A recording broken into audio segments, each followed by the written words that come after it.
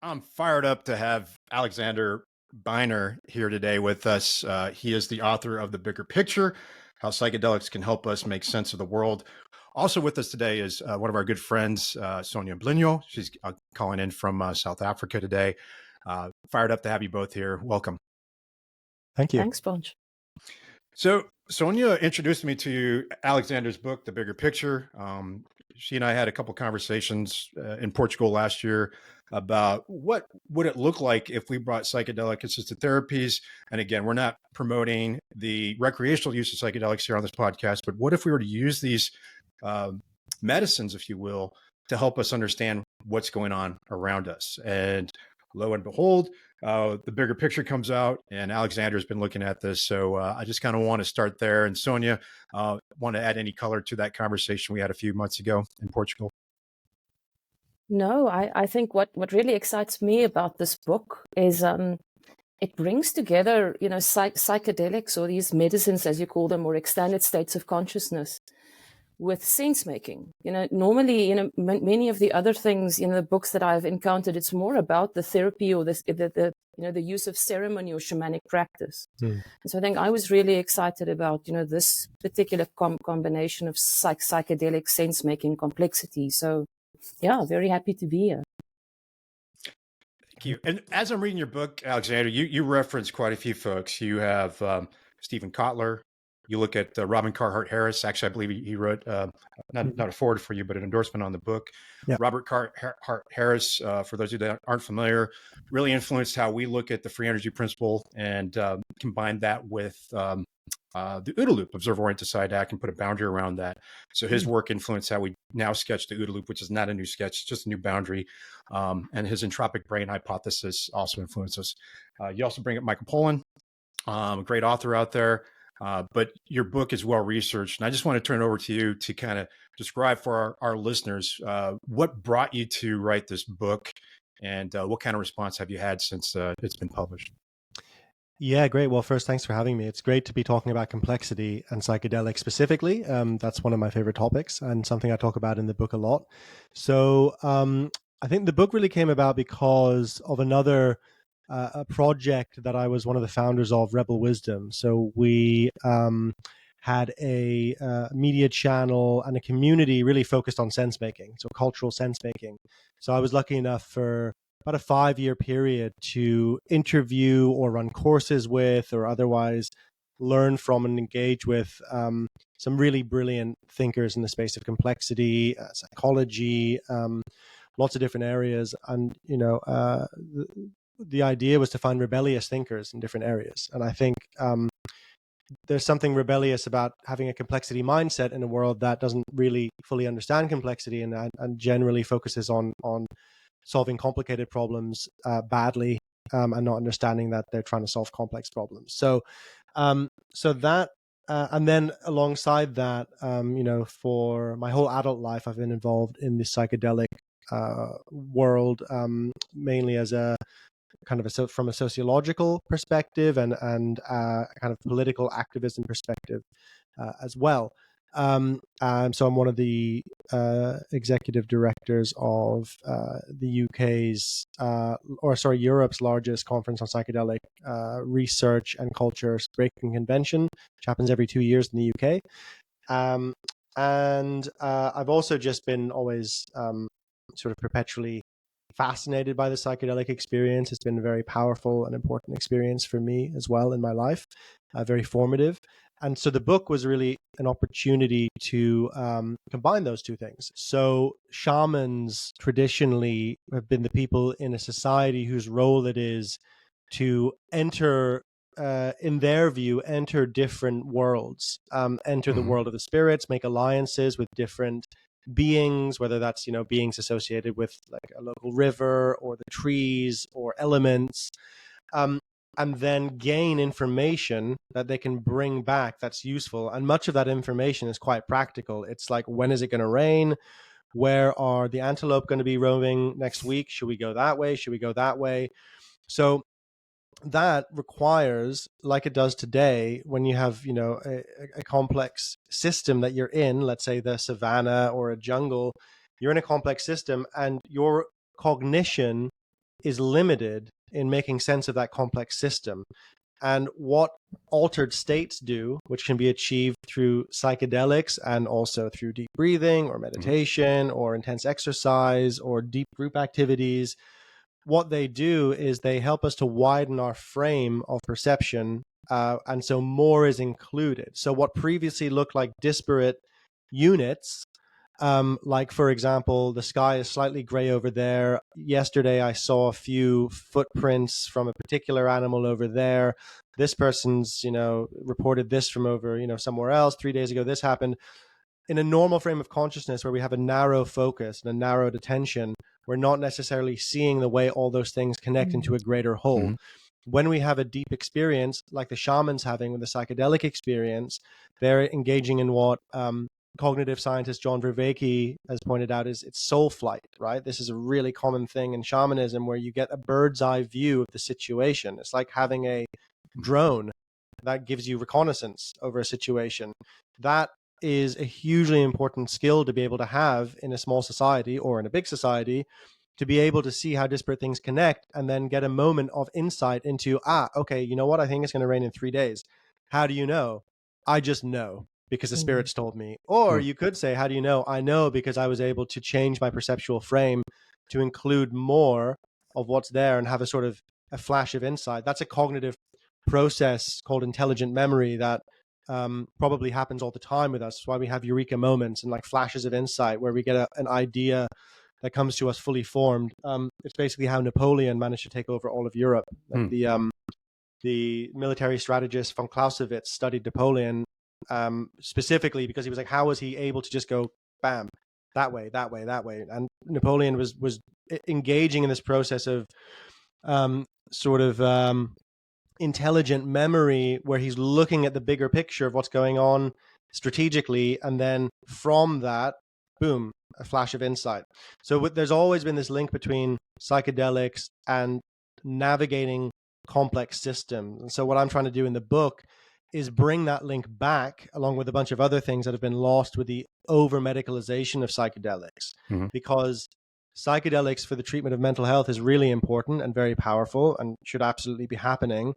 And at the same time, there's loads of other important applications that we need right now to navigate a world that is increasingly fractured and facing a lot of existential threats. So that's the main impetus for writing the book, was to explore that capacity of psychedelics.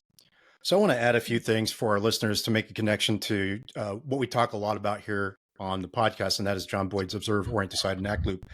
There's some nice connections to things like the Tao of physics. So you go back in the 1970s, mysticism and physics being combined to looked at by physicists to understand, hey, what's actually going on here? And then John Boyd's spent a lot of time looking at Eastern philosophy, the Sun Tzu. You brought up Clausewitz, which is not Eastern philosophy, but that's more about warfare. How do you understand what's going on from a big picture? And then you look at things like, I'll classify the Toyota production system in there as Eastern philosophy as well, outside and bottom up. You get into Heisenberg, Gödel, you get into the second law of thermodynamics, you get into these things that say, hey, we can't change the system from within. We have to go outside the system to change it. And I think that's what you're getting at here. That connection is we have to be able to have access to a larger world reality space, because right now it's kind of limited by our consensus reality space, if you will, and we want to expand that view. And I think leaders and organizations that can do that, or individuals that can do that, are the ones that, using John Boyd's language, make snowmobiles or adjacent possibles, which we know from Stuart Kaufman, we get to create new things, we get innovation, and we hopefully have a better civilization emerge out of that. So Sonia, any thoughts on what you heard thus far? No, I what came to my mind as well is I think along with this expanded view is also this notion of, along with sense making, there's also a need for sense breaking. It's also, how do we get out of our very mechanistic, linear ways of looking at the world? And this is why, I think you started in the beginning saying, we like to solve complicated problems very badly instead of actually seeing the complexity. And I was something that comes to mind of what you wrote was that psychedelics give us a lived experience of navigating complexity. And I think that's so important, to kind of break out of these old ways of thinking, is the best way that I can describe them. I don't know if you've got anything to say about that. Yeah, definitely. That's, I think, a really important point on this topic is, like, I also talk in the book about cognition in general, and how we think and feel as human beings isn't just limited to our brains, but it's what in cognitive science is called 4E cognition. So that cognition is embodied, it's inseparable from being in the body, it's embedded in your environment, it's enacted, it's always about the feedback of doing stuff, and it's extended through the rest of us, it's through each other. And it's also, there's a phrase from, or a suggestion from John Vervaeke, that there should be two more E's. One's emotion, because actually cognition is always related to what you care about. Like, the reason you're motivated to do something is because you care about it in some way. And it's also exapted, and exaptation is a word from evolution. And if you don't know it, you're not alone, because of like the 60 experts I spoke to for my book, not one of them had heard of the term before, and I had to triple check it was actually a thing. But John Vervaeke is a smart guy, so he comes up with terms like that. But exaptation, evolution is when evolution uses something you already have for a new purpose. So, for example, I'm talking to you right now with my tongue, but my dog has a tongue. But if my dog were to learn to talk, evolution might be really efficient and go, well, there's already a tongue and there's already a windpipe, so why not use those things instead of making a whole new organ for speech. And so this happens a lot. And the idea in cognitive science, or one theory, is that all of our cognition works like that. So there's a researcher called Barbara Tversky who argues that the way we move through space we use the same cognitive machinery for talking about ideas. So we talk about taking a step back or looking up to someone.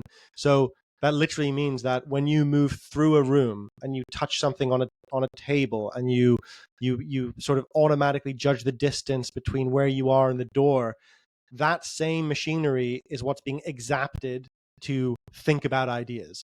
How far away am I from a solution to this idea? Like, what is it actually? There's something I can't quite see something, like I can't see something behind the couch. It's all the same cognition. So my theory then is that if that's the case, and I think there's pretty strong evidence that it is, then you can take, we know this, you can take skills you learn in one domain, like Tai Chi or boxing, and you could apply it to, say, running a business, right? Yep. And people talk about this all the time.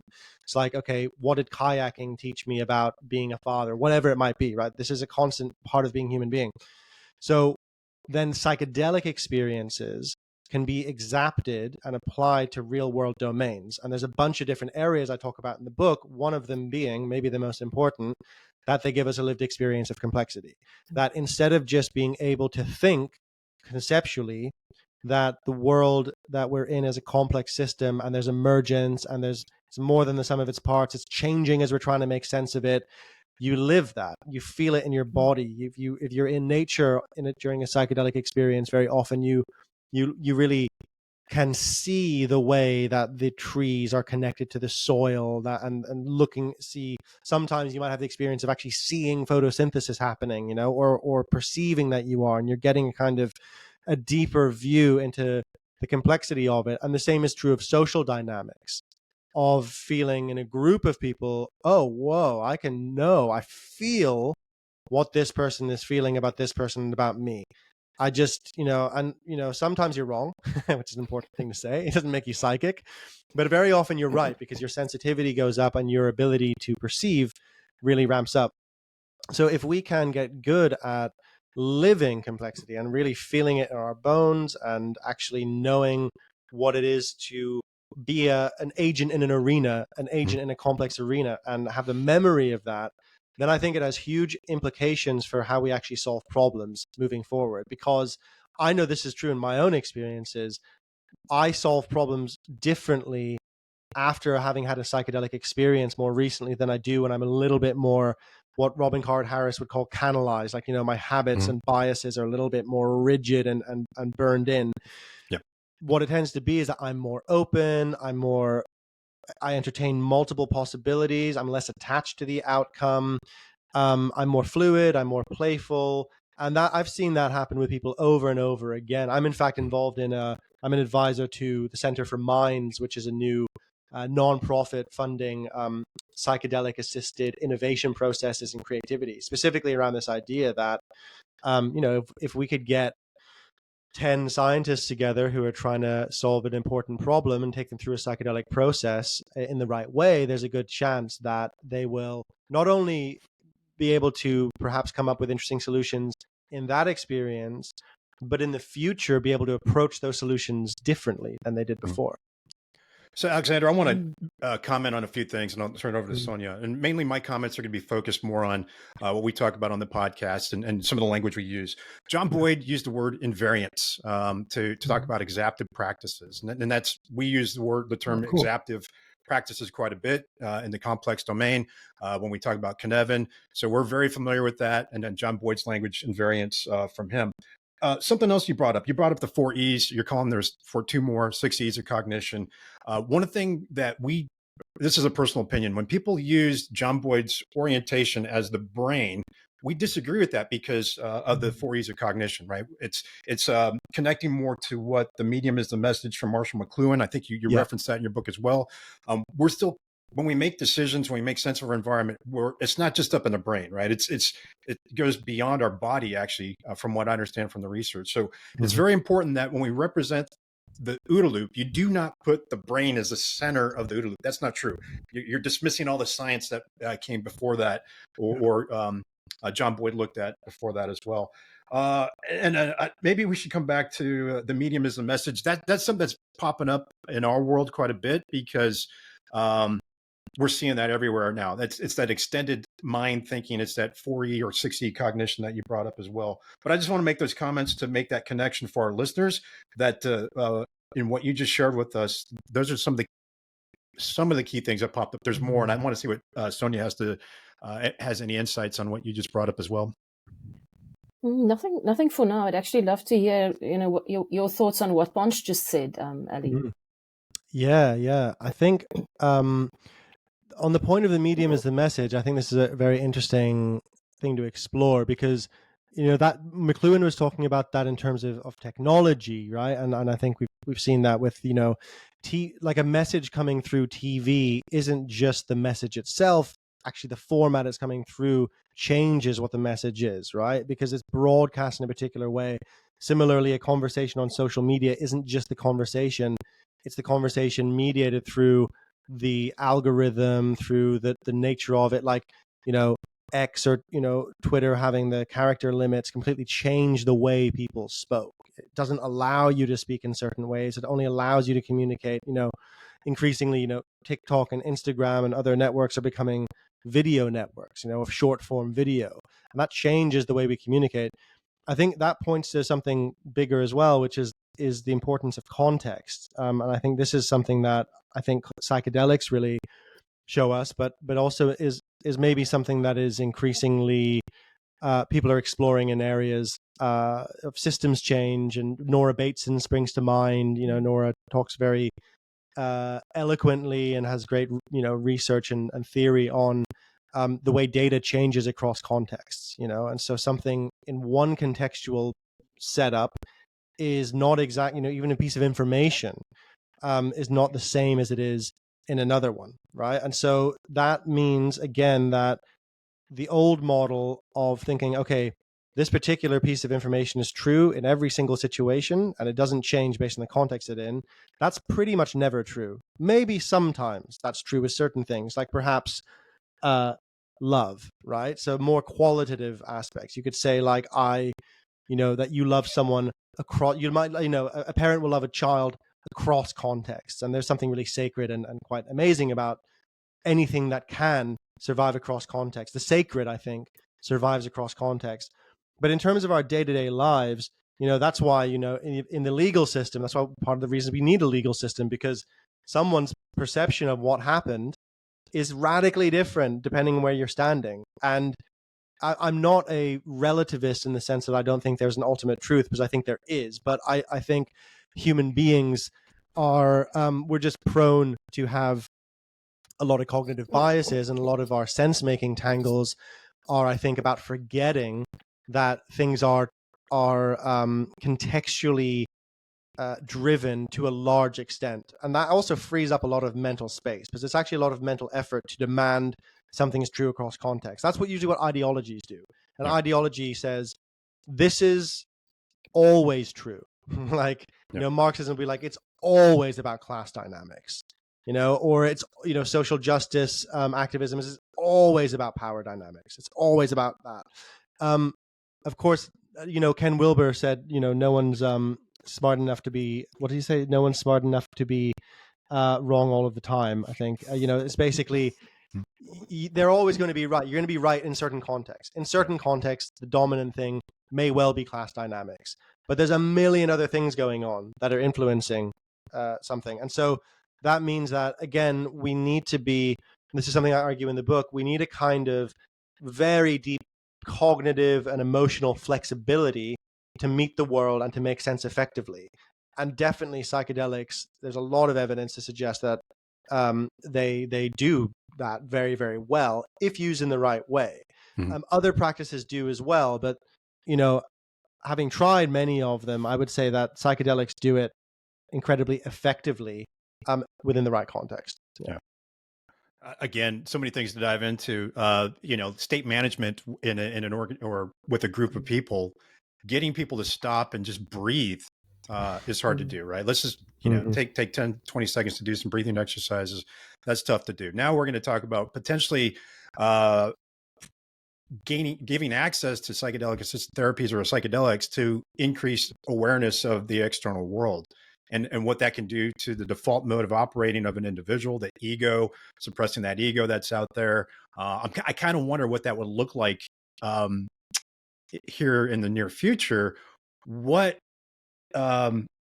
your ideas in the bigger picture would bring to an organization that's trying to innovate, trying to achieve some type of peak performance. I want to talk about that. Sonia, you and I talked about this in the past too. What would that look like for leaders of an organization bringing in these ideas from Alexander's book?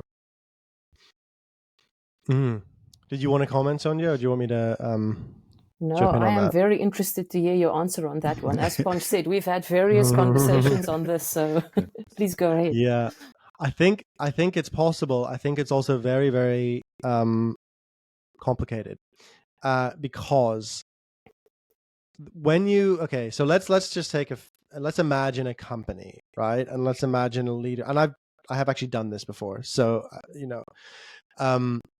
but I don't have enough data points to say exactly what it would be like in every situation. But let's imagine there's a company and the senior leaders are doing psychedelics together in order to get into more peak performance, more flow, more of a sense of empathy with each other, and then hopefully with the wider stakeholders in the business. That can definitely be done. The issue is like the relation. So when people take psychedelics together, all of the relational dynamics are going to show up. So that has to be worked on very consciously and be brought into awareness before the psychedelic experience even happens. So it's like, okay, what's under the surface about the power dynamics of this particular organization and the team dynamics overall, right? Maybe one person was passed over for a promotion, in favor of another person, or maybe someone got more shares than they feel like, the other people feel like was really fair, or whatever it might be. All of that is likely to come up, right? And so it's best for that, it needs to be sort of a very carefully thought out process, because that's a very important process to surface and explore what is under the surface in an organization or in a group of people. That is a separate, though perhaps related, process that has to happen before, I think, really getting into exploring peak performance together.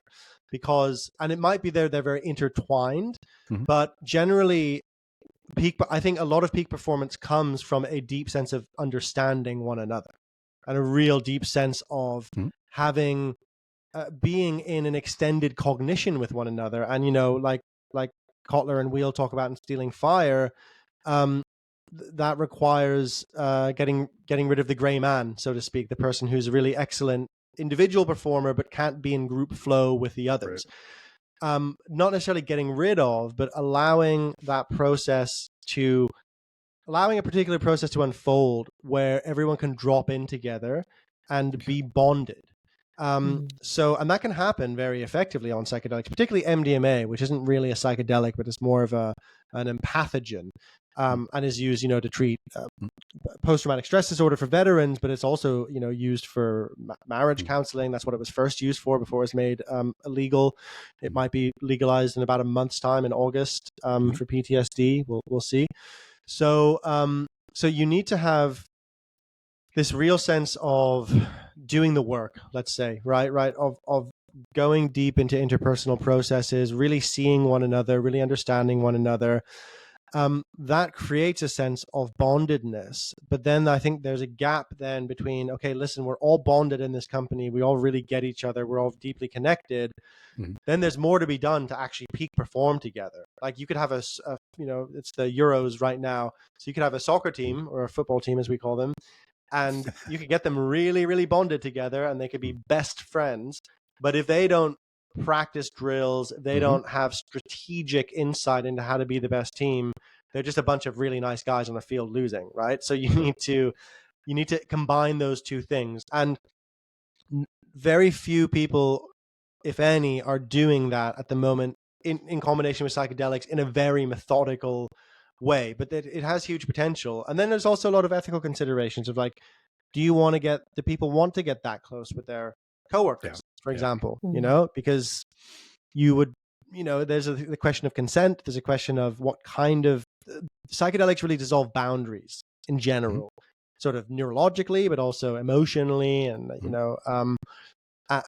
and there are particular boundaries that work and in organizations that are there for a reason. They might be constrictive, but they're sort of enabling constraints. You don't want necessarily everyone breaking down in tears every 5 minutes. It's not in an organization, it might not allow the organization to thrive. So all of those considerations have to be taken into account, and that's all doable. It's just that you really have to have people bought in 100% and really knowing like, okay, this isn't another team building exercise. This is going to be transformative. So lots of potential, but lots of complexity. So this is down maybe further along in the future than you and I would like right now. The psychedelic side of the house in organizations where you have consent. Let's take psychedelics off the table and talk about what organizations can do now. I kind of hinted that state management, breathing exercises, things like that. But what are the type of things they can do now to achieve those flow states or peak performance? Yeah, I mean, I think there's a lot of really simple things people can do. And I go into organizations and teach this occasionally as well. So what I've noticed works quite well is introducing curiosity as a foundational principle that people abide by, because curiosity as an attitude, as a default attitude, will always open up the conversation somewhere new. So that kind of rigidity that can form that then stops good performance, and people start siloing and defending their own turf and etc. That is curiosity is a great remedy for that, but it has to also be built in structurally. You can't just, it's very difficult if you have an organization that is structured in such a way that people are incentivized not to work together or incentivized not to be curious, to introduce curiosity. But I think most organizations worth their salt who really want their teams to be thriving don't run operations like that, because they tend to be quite toxic workplaces, and people leave and they're not competitive after a while. So curiosity I found is really simple, because everyone knows what it is. Everyone has a human capacity for it. And there's practices that I use, dialogue practices like circling, for example, or one that I'm trained in called inquiry, which comes from the diamond approach, which is a sort of a school of depth psychology and spirituality. And the idea there is a kind of talking meditation. So as you talk, two people sit opposite each other and they might have 5 minutes each. You don't interrupt the person as they're sharing. And you also don't sort of and and tell me more. You have to, and it's difficult for people sometimes because you have to shut off your social engagement system in a particular way. But once you do, it's very amazing. Because firstly, being heard and feeling like your voice matters is hugely important for team motivation and group dynamics. And this is a really simple way to do that, because I mean, it's incredible how powerful it is and how simple it is, just to be listened to for 5 minutes without knowing you're not going to be interrupted. And what I usually encourage, but yeah, if you want to. I was just kind of wondering here, if you and I were doing that together, would my facial reactions change your narrative at all? Does that influence what you think if I was on the receiving end? Good question. So in the Ridwan tradition, they ask the person listening to be like a statue. Mm-hmm. So no response, right? And that can be like, that takes a while to get used to that. But I usually encourage people to do like a little, like there are social cues of a kind of a nod or a smile, or, you know, you might, if I, in my sharing or in my inquiry, I tap on something really like, wow, that's a big, powerful thing. You know, the person kind of, you know, having some kind of recognition of the depth that you've just gone to in your face can be quite, you know, containing and quite a nice thing. But generally, when we're in a normal social conversation, we're in a relational exchange, which is different. We're kind of weaving something together.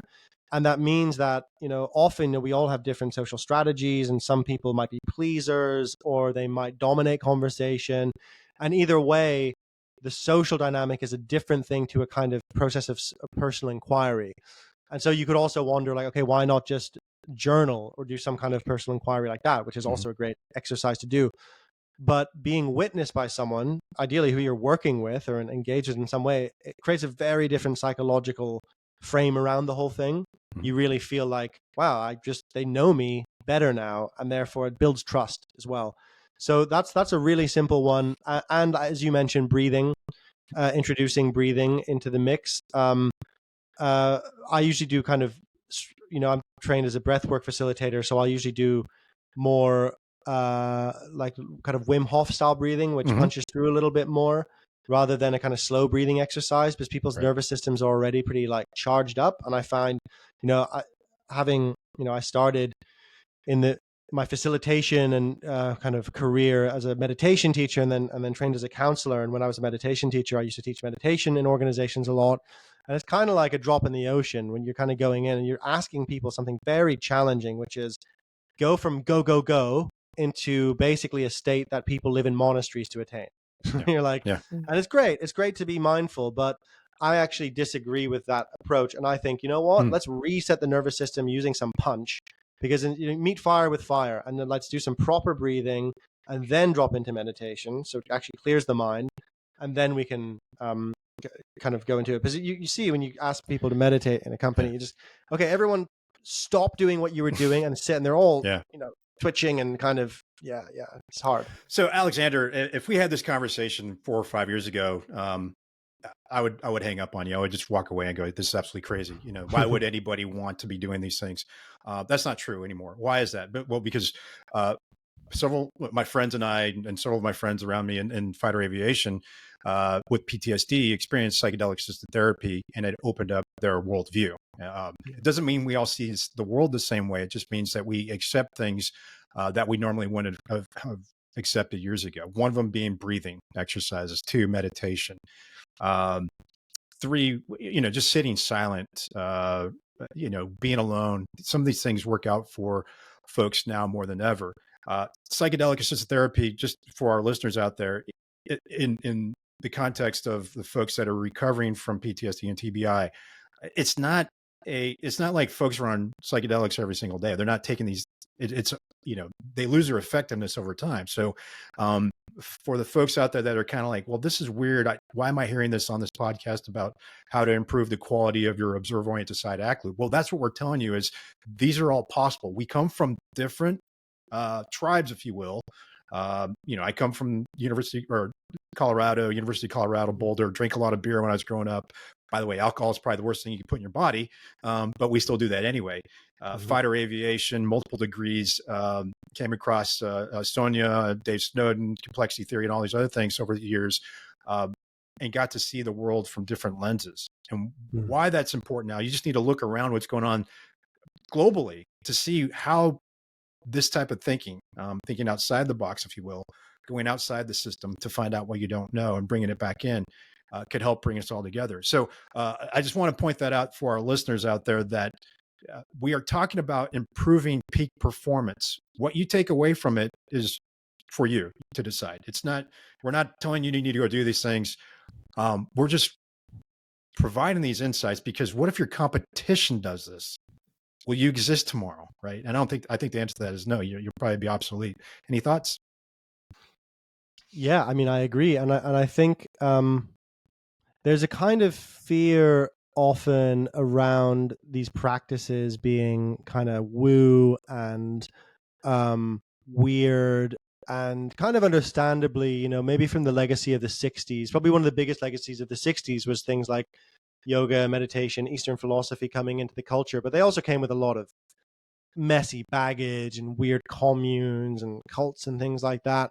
And I think that time is sort of finished now, and it's a very different world. And I've been really struck actually by, I was going into companies teaching meditation in about 2012, and it was when mindfulness was booming in some sense, or people were becoming more open to mindfulness, because there was a lot of research coming out around, mindfulness for stress reduction or mindfulness for other, beneficial capacities.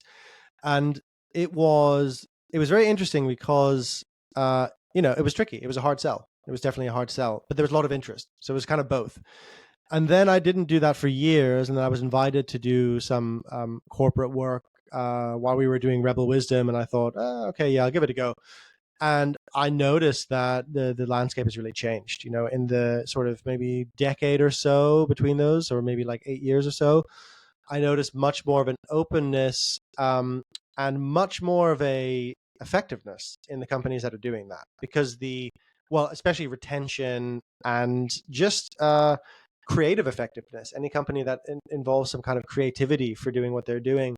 I've worked with, big hotel companies. I've worked with NGOs, quite a range actually. Wine company, interestingly, and they all involve some level of creativity, whether that's strategic creativity, etc. And so the ones that actually embed practices to some degree, they tend to be more effective. I mean, it really requires a commitment, though. And what I've noticed is it actually requires a commitment from the senior leadership team. So that's not there. It's just not really going to happen in the first place.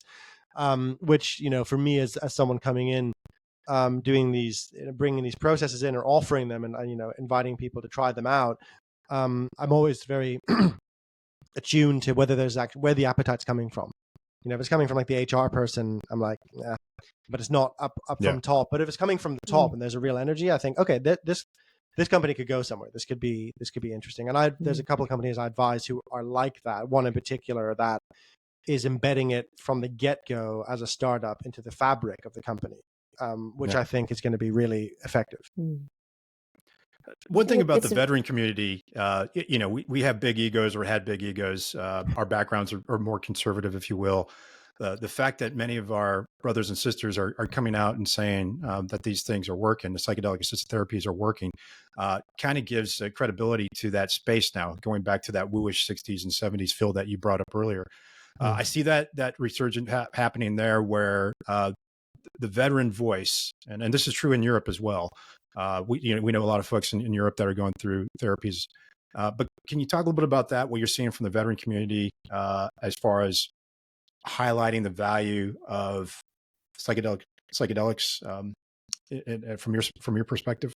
Yeah, absolutely. I mean, I'm in touch with a lot of researchers who focus on veteran, usually PTSD, veteran healing, but also what I've observed is that, and this is kind of known about PTSD in general, is that your chances of developing PTSD from a potentially traumatic incident are very linked to your childhood and how much trauma was in your childhood. And so there are, I have a friend who is running ayahuasca, really interesting group called Anaya, and run by Simon Ruffle, who's a psychiatrist. He's a psychiatrist here in the UK, but he's also trained with the Shipibo curandero for about 5 years, which he kept silent for many years because he thought, as a psychiatrist, it would be a little bit out there. But now then he kind of, let people know. So they take people out to Peru to drink ayahuasca, veterans specifically, in the traditional Shipibo tradition. And so there's this beautiful blend, I think, of Western psychiatry and indigenous wisdom that they're trying to reach. And I asked him, of the people you had there, what proportion had, some kind of childhood trauma? And he said every single one of them. And then I also asked the same question to Rachel Yehuda, who runs veteran, is a very accomplished therapist who does veteran work at Mount Sinai Hospital, and she said it's very, very high. The proportion is very, very high. So I think that's very interesting, because it points to the fact that of something that psychedelics do, which is that they take us to the depths of ourselves, and they reveal what's really going on under the surface, and that is absolutely the most incredible thing. Nothing else does that. There's no other practice that will do that in that way, except perhaps for 5 years of psychodynamic therapy with a therapist you trust. So you can do that, but that is very long, expensive. It tends to be only middle-class people who can either access or afford it. That's, if you were doing that here in London, that would be £100 a week, perhaps £400 a month. $600 a month just for that, and then multiply that by years and years. A psychedelic experience, it's not a fix-all, it's not a cure-all. It doesn't mean you don't have to do the work of really bringing things into your life and relationship and making decisions, all of that's still there.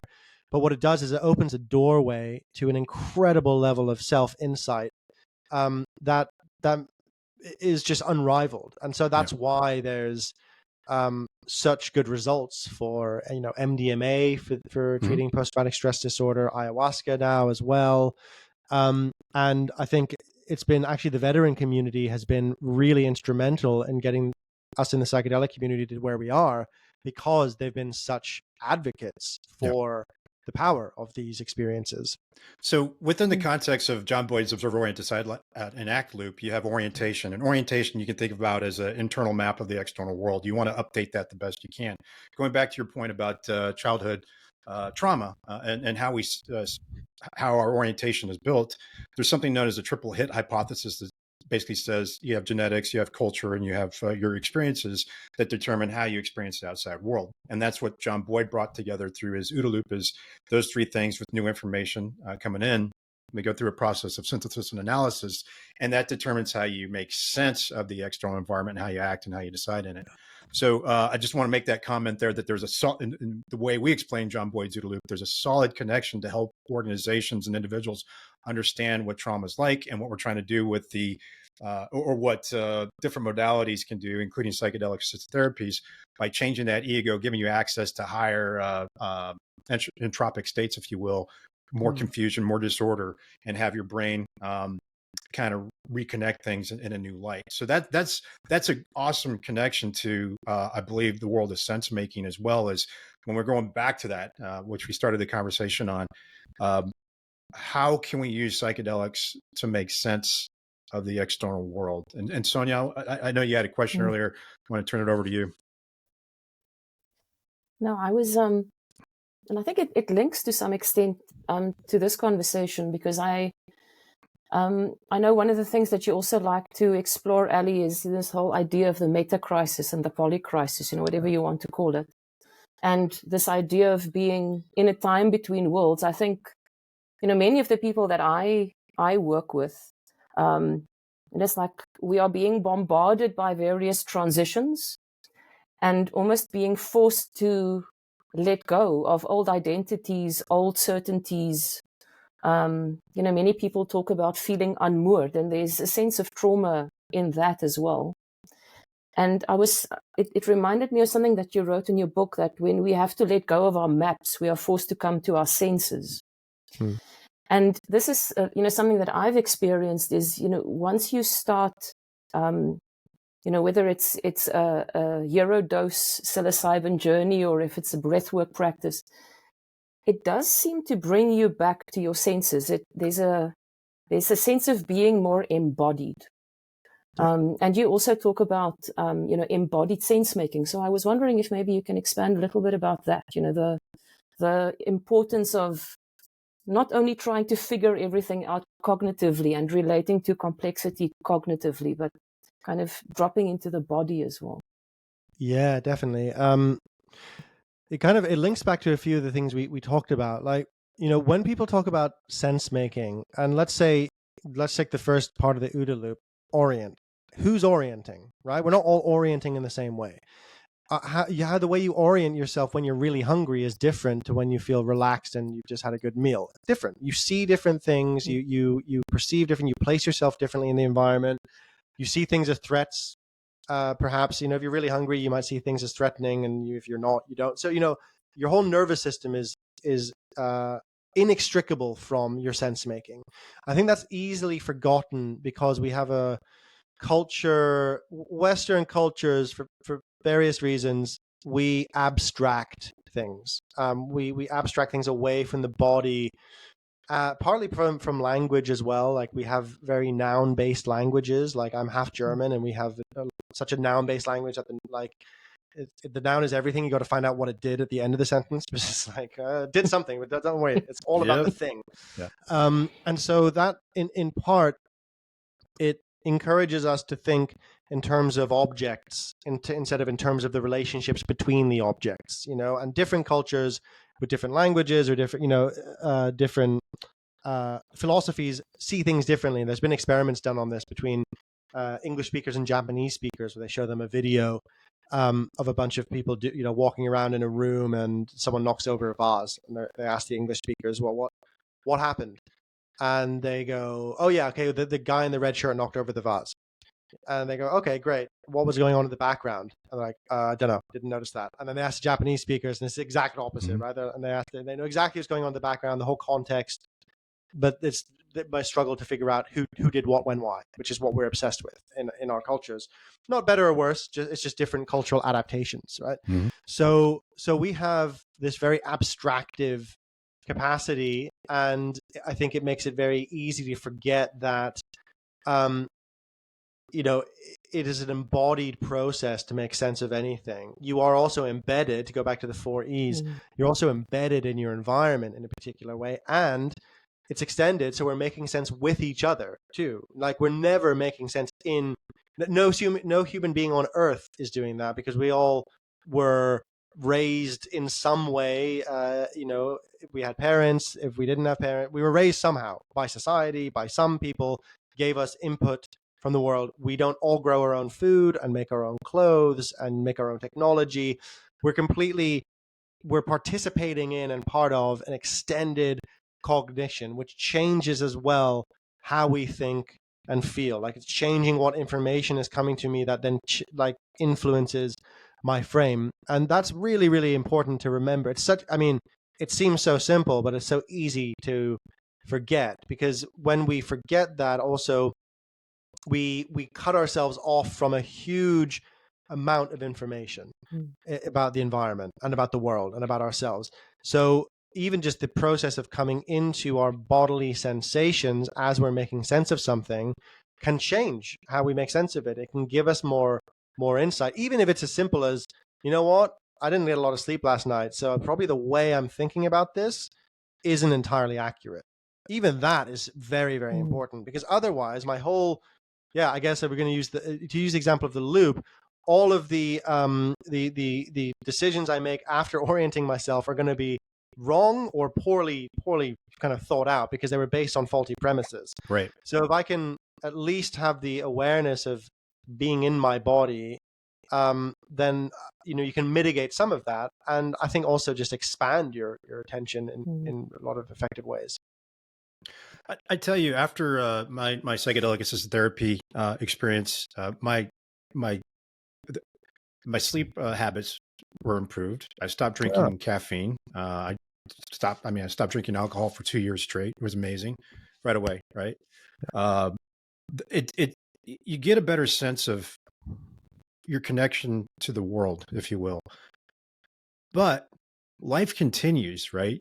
And you still get inundated with information. The trauma comes back, or not the trauma comes back, but newer trauma comes back, and Yeah. it changes your orientation again, right? So you have to be deliberate about these practices. And I wasn't up front, right? I didn't jump into meditation right away. It took about a year to start doing that after the therapy.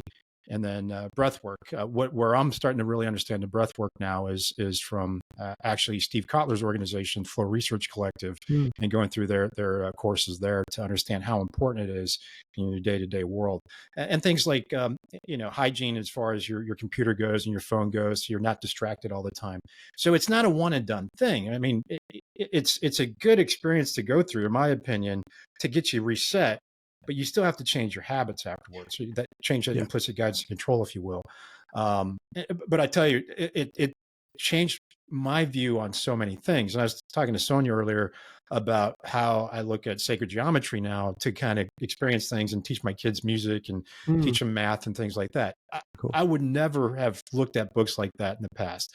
I have folks coming on the podcast to talk about the Akashic records, and there's a nice connection to physics, and it doesn't mean I believe in it. It just means that there's other people have a different orientation of the world, and you don't have to listen to them, but it's good to listen to other folks, right? So I'm just saying it fundamentally changed the way I experienced the world and my curiosity. Going back to your point about curiosity, what else is out there? And I've noticed that folks that don't have this experience or don't have that experience, for the most part, are pretty static in the way they view the world. And Sonia, you and I had a conversation about this. Anything to add on it? No, what I might add there, Ponch, is also just I think it reconnects you to a sense of the sacred. I think you mentioned it in your book as well, Ali, this idea of myths, and that we need coherent myths, to live by. And, that was an enduring thing for me. It was kind of that really the sense of the sacred. And I find it quite hopeful, or quite interesting, that all of these technologies and medicines are kind of co-emerging with the, almost want to say, chaotic state of the world. It's almost like they know that they're needed now. A friend of mine is a shaman, and he says he almost can't keep up with the number of people who feel called by, in his case, the mushroom. And, linking back to what you said about language, I was speaking to a friend of mine in Nova Scotia, and he says he spoke about an indigenous tribe there where their language is 80 or 90% verb based. And so their world is very animated, it's and so they have they retained that sense of the sacred. And I think that is just something that's so needed now, in almost all of our contexts. Yeah, absolutely. There's so much there I'd love to unpack. I mean, the thing that's coming to me is that binds a lot of this together, I think, is that we need some way to make sense of and process pain and suffering. Like that's absolutely essential for human beings, and it's what many religions are founded on, right? I mean, look, the Christianity is really centered around the crucifixion and resurrection specifically, right? But the image of like Christ on the cross, or Buddha's exploration of suffering, right? Suffering and pain are the foundational, like that's the place I think to start. We have a culture which is very novelty seeking and sort of wants to consumer culture wants kind of the quick fixes and how to attain happiness, etc. But attaining meaning is much more important. We know from research, and just I think we know as human beings, like happiness is a very vague notion. It's very ephemeral, but meaning is something that is much, much deeper and is what to live for. It's what do you live for? Meaning also helps us process pain, and the sacred does that. The sacred is something beyond the day-to-day that helps us to process pain. The sacred can be spiritual, but doesn't have to be. And, there's a whole branch of sociology started by Emil Durkheim, where he points out that like all of life is got the profane, which is like the day to day, and the sacred, that this is like a dynamic that we see constantly in life. So for many people, you might ask people, okay, what's sacred to you? And they're like, oh, I'm not into all that kind of stuff. It's like, well, what about your children? Are they more, would you die for your children? Yeah, sure. Okay, well, that's sacred, right? Because it's more important than the day to day.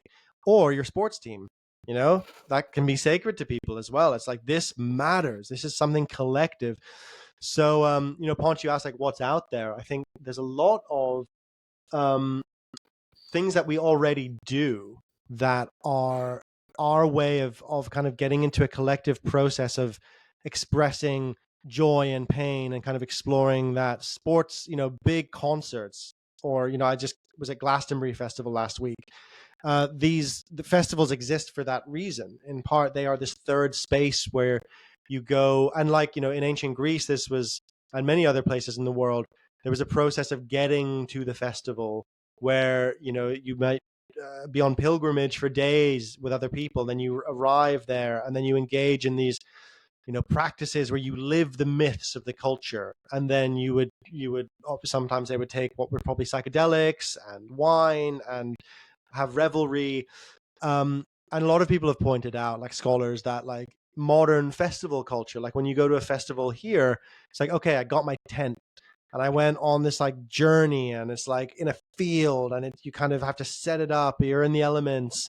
It's wild, and like there's revelry, and it's different, and it's like a third space where normal life is kind of transformed.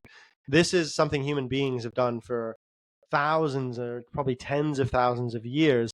A big sports game, right? Like the roar of like 10,000 people all connected around one particular thing that's happening.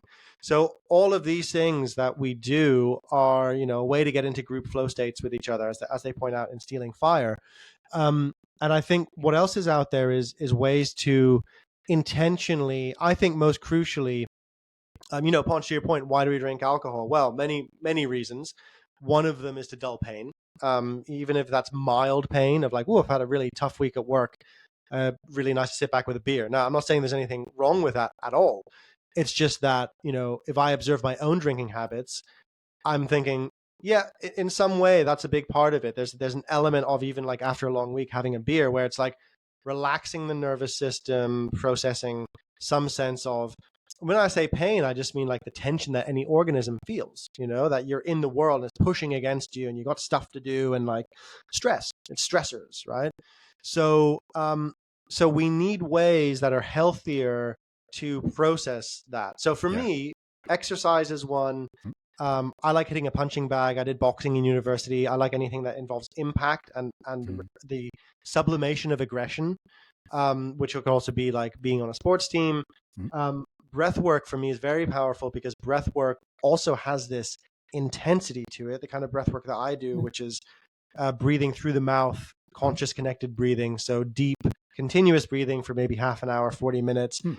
It brings you into an altered state, which generally it's different to a psychedelic experience, but it has similarities, and it really helps to process unconscious emotional material. Yeah. And sometimes you might laugh, sometimes you might weep. One time I got a message from the WhatsApp group in my apartment building, people asking, is everything okay? Because I was roaring and bashing a pillow. So I had to tone it down a little bit, but it's cathartic. Catharsis is the thing. Cathartic practices that help us. That's what all these, festivals, breathwork are. Yeah. Well, I try to do Wim Hof at least once a day. Last night I did some vagus nerve breathing before I went to bed. It was awesome. But I tell you, again, before psychedelic-assisted therapy, no way I would have ever done a Wim Hof session. Afterwards, it's you can get back to a pretty interesting place pretty fast. I'm not seeing any small creatures or anything like that, but you sense that you're connected to the world, and I enjoy doing that. Not to start my day, and then sometimes I'll do it in the afternoon just to kind of reset. But again, these are things that are going to, in my opinion, allow us to achieve peak potential or peak performance. And I'm getting up there in age too. I'm in my mid 50s, or will be here soon. So again, the psychedelic space has opened my world to the world of complexity, or my view of the world of complexity, in a way that I think others would benefit from as well. So just fantastic connections there between a lot of things you're talking about. I'd have a couple of questions for you, Alex, if you don't mind me asking. What's your favorite band? What are you listening to today? And then what are you reading? What's top of your reading list at the moment? All great questions. So, favorite band? That's a tricky one. I have quite a eclectic mix. I'm going to come back to that one. I'm going to talk about what I'm reading first, because I was just reading it. I'm reading a book right now. So, I mean, okay, to be honest, I read a lot of sci-fi and fantasy. So I'm reading a fantasy book at the moment, and I also read nonfiction because it's part of my job as a writer and a journalist. But I prefer reading fiction, I have to say. It's my kind of especially sci-fi, unfettered imagination. I absolutely love that. So at the moment, I'm working on the book proposal for my next book, which is around AI and spirituality and the intersection of how technology is changing our spiritual and religious ideas. So I'm reading a book called The AI Mirror by Shannon Valor, which is quite interesting, which is quite new, and she's pointing out the way in which AI is effectively, the AI we have now is effectively a mirror for the human experience. It looks like new information, but actually it's just fed on everything we've done already. Yeah. And so when everything we're projecting into it, what we think it is really just about us, really, And so that's quite an interesting take. Then listening to, let me think. What am I listening to? I'm listening to a lot of things. I play traditional Irish music, so I'm often listening to Spotify's surprisingly large collection of obscure Irish tunes, which they seem to have managed to get everything on there. But I like electronic music. I also like rock music of pretty much all types. So I was listening. What was I listening to earlier? Spotify was playing sort of Cat Stevens and Supertramp and random, just kind of rock. That's not my normal listening, but that's what I've been listening to because So the only reason I bring that up is I recently came across Tool, the band Tool. Yeah, it was great. Their music and there's the connection to geometry and the song Numa. I was like, you're looking at that, you're like, wow, these guys are pretty deep when they write these lyrics. Anyway, just again another connection I would never have made prior to the therapy. Amazing conversation today. I just want to turn it over to Sonia to see if she has more areas to dive into. She always has brilliant points, and I want to hear from her on them. Likewise. No, I just I wanted to just step away from the book a little bit, Ali, and just say I really enjoyed something you wrote on Substack a while ago about the ego doesn't die. Yes. And it's something that you hear so often, it's almost like people are chasing this idea of ego death. And I really enjoyed how you reframed that. I think you actually called it an ego reframe. But and that would be the last thing I'd just love to hear you talk about. And that's a real bugbear of mine, which is where that article came from. There's this idea, if people aren't familiar with it, in especially in the way that Eastern traditions have been imported into the West, that the way to attain kind of deep knowledge is for your ego. So, the narrating you, although it's actually really ill-defined what the ego is in a lot of these ideas, sort of dies and then is kind of reborn. I think there's something to that to some degree. Like, I like the definition of ego that it's the part of you that believes it has control across time, right? And so that really you can have experiences where you come deeply into the present moment, and sometimes people experience a sense of sort of fatedness, or like this was always going to happen. There's a kind of real unifying moment of everything is as it should be. But there's loads of different mystical experiences that people have. That's just one of them. You could also have like the overview effect that the astronauts looking at the Earth from space had in the sort of 60s and 70s, where seeing the Earth from space, and even the picture of the Earth from space, the very first one, changed people's conception. Because what it does is it reframes what you think is important. So you might think like, this particular problem I'm facing at work, or this particular relationship thing, or my own ambition or my own status is really, really key. and then you have an experience where you realize, yeah, that actually doesn't matter as much as I thought it did. So that's a reframing of what you think matters. But my argument is that the phrase ego death doesn't make sense, because the idea that your ego sort of dies and then is magically reformed, I don't think makes cognitive sense. And of course, the ego is also the body. And the other confusing thing is that, you can have an experience where you just kind of totally gone. That's like general anesthetic. That's like your conscious awareness is disappeared. And, so I disagree. I think the phraseology is really messy. And the reason I think it matters is because you have young people who are like, oh, great, I'm going to take loads of psychedelics in order to have an ego death, and then I'll become enlightened. And that's not what happens. What happens is they have a very difficult experience, and they shouldn't be. Also adults too, like older adults. I've had people come to psychedelic retreats who say they're looking for ego death, and then that becomes a really interesting conversation of like, well, what are you looking for? Is that annihilation? Is it? And usually it's not that. It's usually like, no, I want to kind of see. Really often it's like, well, I want to see in a new way, or I want to kind of get the answer. And that's not how these experiences often work, interestingly. So I think it's just I think the point is, there is a lot right now in the West that we need to still figure out around these big experiences like psychedelics.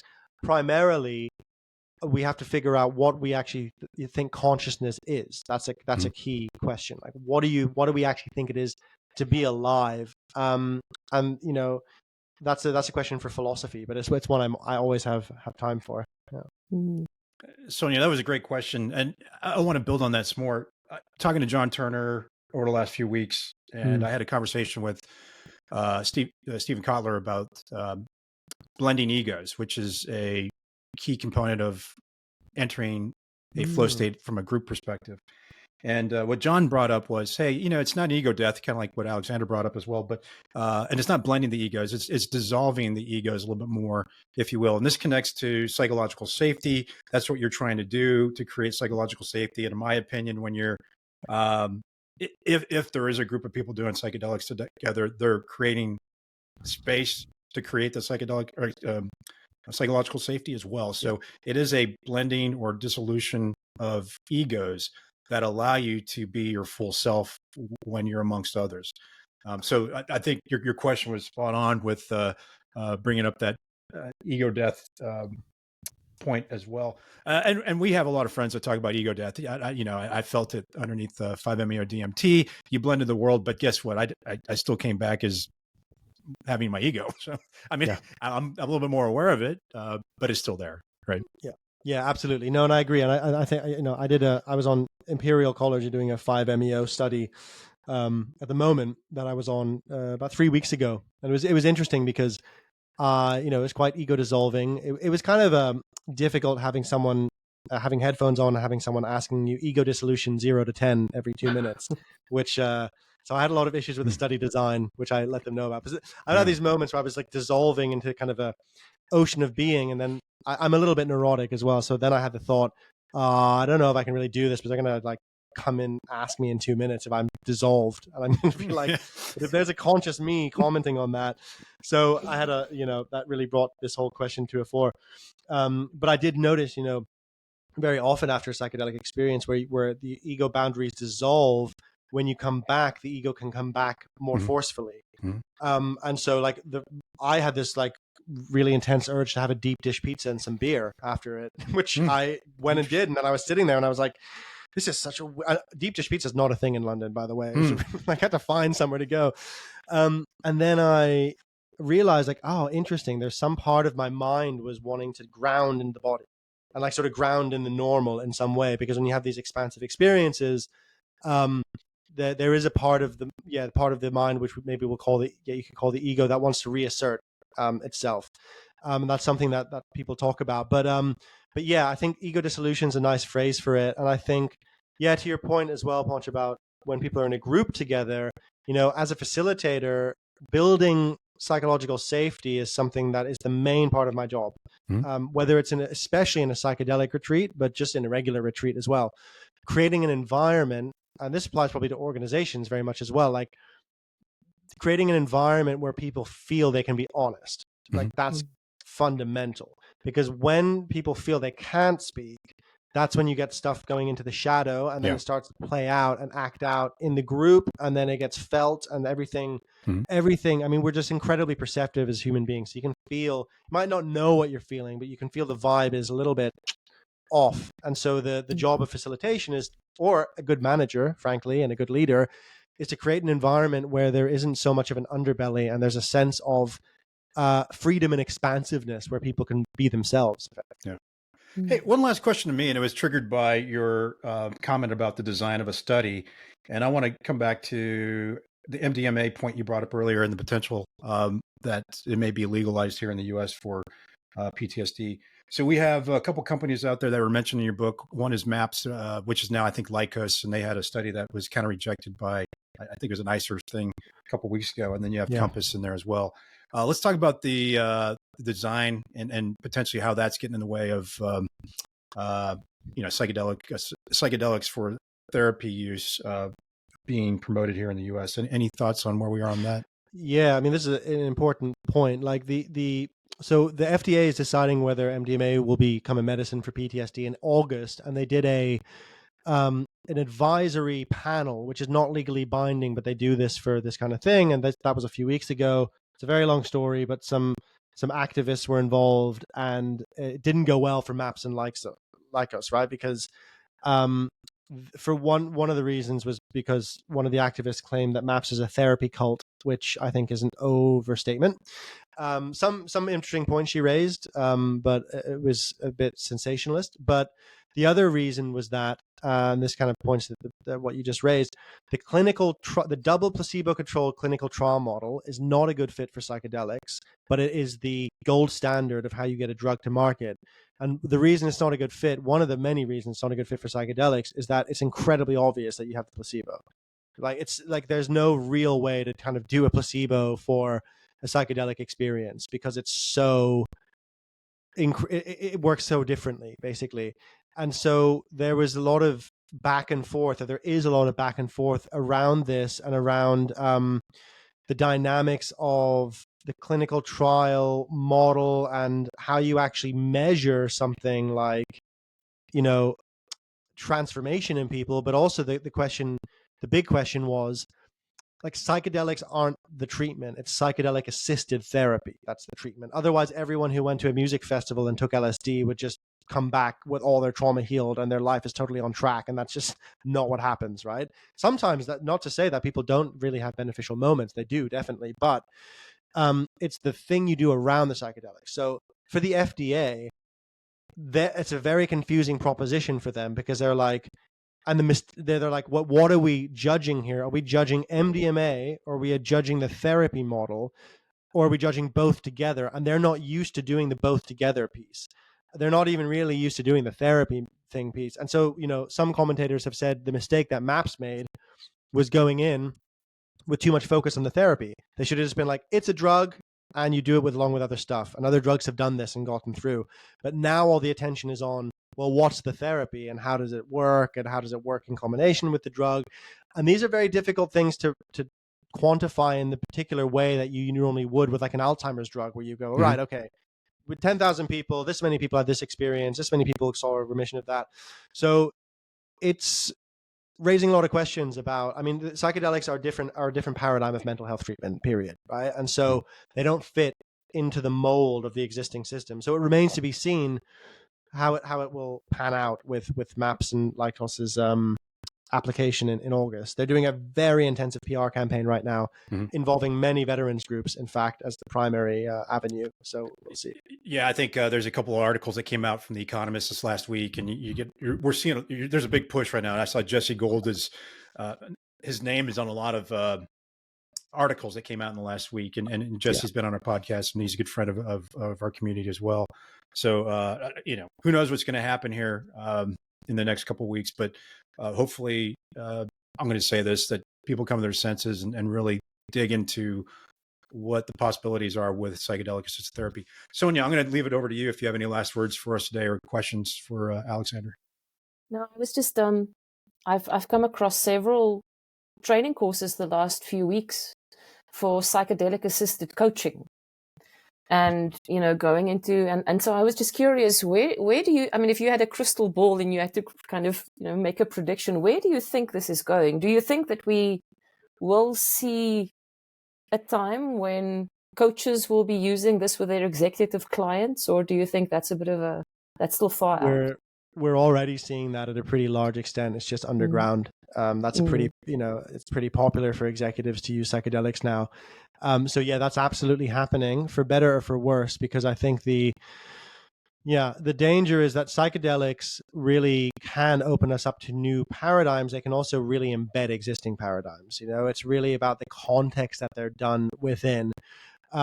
So, in my view, perpetuating the if psychedelics being used to perpetuate a system that is broken and in need of novelty and in need of new, we need new paradigms in all sorts of areas, whether that's mental health, whether that's government, whether it's economics. That's kind of the story of the times, in my view.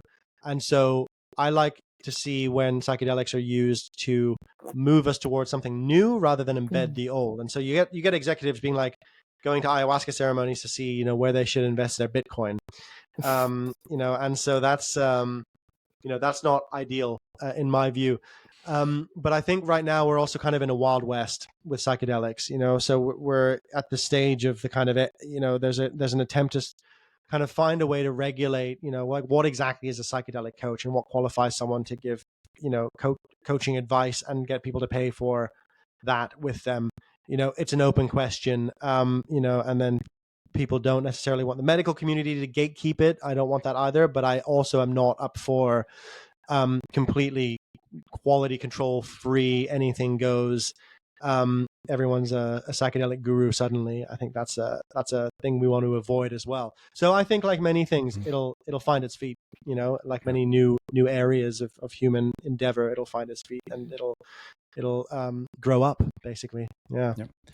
Hey, so for our complexity friends out there and friends of the Flow Consortium and all the folks that are following us on AGLX and the podcast, highly recommend getting this book, The Bigger Picture. A lot of great insights in there, diving into some of the things we talked about today, and plus there's more in there.